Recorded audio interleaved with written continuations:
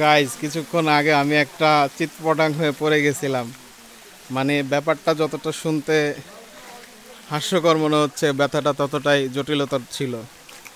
এই জায়গায় ঝিরিপথটা যতটা সুন্দর মতো হাঁটা যাচ্ছে, ওইখানে বড় বড় পাথরের খান্ডা, এক কথা বিশাল বিশাল পাথর। যে সাইড দিয়ে উঠছি ওই সাইড দিয়ে না উঠে ভিন্ন সাইড দিয়ে নামতে যাওয়ার সময় ধপাস, এক কথা অসাধারণ। কেমন দেখলেন আপনারা এই সাইডে?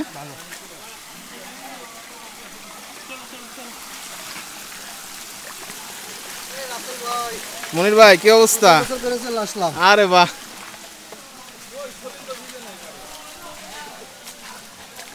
একদল অলরেডি চলে গেছে।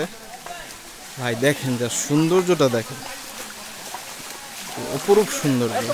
ক্যামেরাতে ততটা ভালো আসতেছে না হয়তো, কিন্তু বাস্তবে অসাধারণ লাগতেছে। আরেকজনের ছবি তুলি, নিজে উপভোগ করি। ওঠার সময় তো উঠলাম, কিন্তু নামার সময় নামবো কি করে বুঝতে পারতেছি না।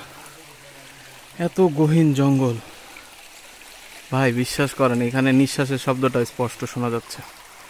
এত নীরব, শুধু পানির শব্দ।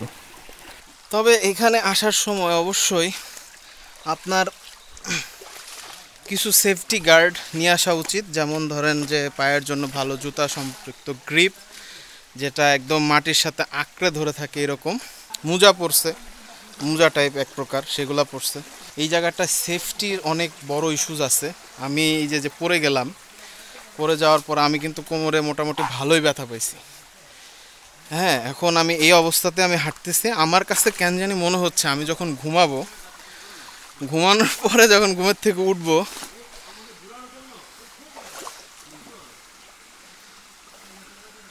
হোয়াট ইজ দিস, পাহাড়ি অনেক সাপ টাপ থাকতে পারে এইসব জায়গায়। তো এখানে আসার সময় অবশ্যই কিন্তু বাস নিয়ে আসতে হবে সাথে করে, ওখানে বাস ভাড়া পাওয়া যায়। আমি আসলে আনফর্চুনেটলি আমি বাস নেই। এবং আমার যারা ট্যুরমেটরা ছিল তারা দীর্ঘদিন পাহাড়ের, তারা অনেক বেশি অভ্যস্ত ছিল, এই জন্য তারা নেয় দেখে আমিও নেই না। আর তারা আমাকে ওইভাবে বলেও নাই যে একটা বাস নেন, বাসটা নিলে কাজে দিবে।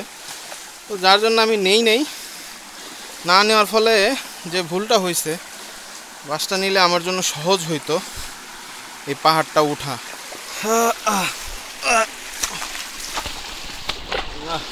এই জায়গাটা পড়ে গেলে বিশ্বাস করবেন না, আপনি যদি জাস্ট খালি পড়ে যান, এখানে আপনার যে কয়েক হাজার হাড্ডি ভাঙতে পারে।